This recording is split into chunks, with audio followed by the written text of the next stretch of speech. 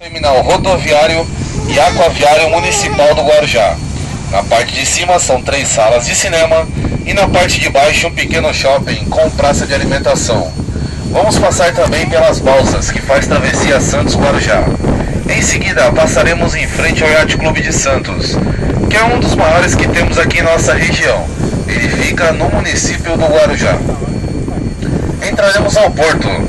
O Porto de Santos, ele tem uma extensão de 13 km de cais e conta com cargas especiais como granéis sólidos, líquidos e contêineres.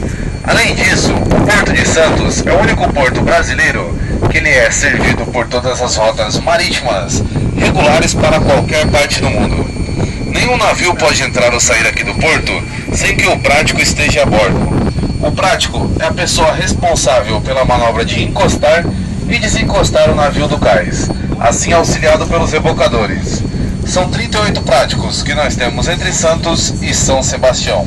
Atualmente o Porto de Santos é o 5º maior do mundo e o maior na exportação de grãos.